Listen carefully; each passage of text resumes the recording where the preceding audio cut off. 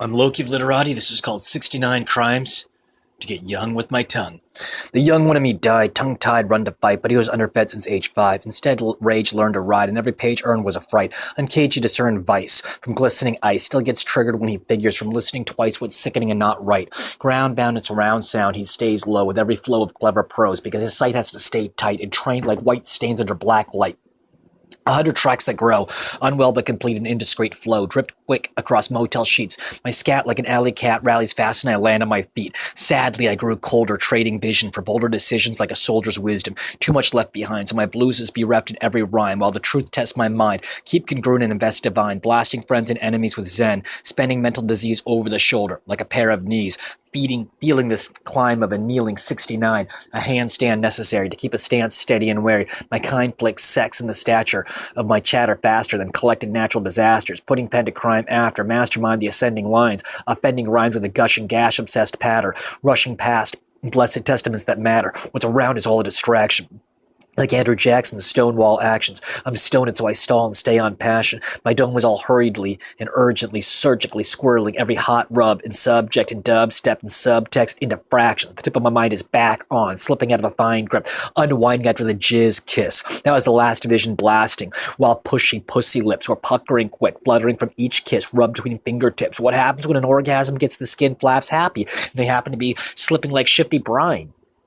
The spasms of 69 and kicks that grind unplanned during the handstand is the riffs we find. The difference in mine is to solve the sponge-out project. Come undone and mob it. Tongues can rock it. Lap up the last drop of cum off it, holding still. Like I told you, I roll with uncontrolled will, like what sprouts from a mouth without doubt. A villainous woman with a willing tongue so fine, for wicks dipped in wine, fire licks and climbs up my spine during such twitchy crimes, coming undone, because the breath left in sex makes an oral rub like a clitoral stub, implores me more for distinct tingling between us, because this cunning linguist is just winging this like the urgent emergent needs of Virgin Mary, being wary with cunnilingus. If I may say so, the original fable called for invoking the reign of oddities, like Angel, Loki of Literati, to warily tell Mary she wouldn't be spotty, even without doing the naughty. God's mom didn't get it on, but she was winning good and grinning as she should. Her womanhood, without sinning with wood, was absolved, you see, because it was me who resolved to her pleas. I solved without my role without worry the hole in her story by investing her needs. Instead of just checking if she'd bleed, there was a blessing to get her to ingest my seed. Just winging what I'm slinging now, but watch how I'm bringing the escalation of the situation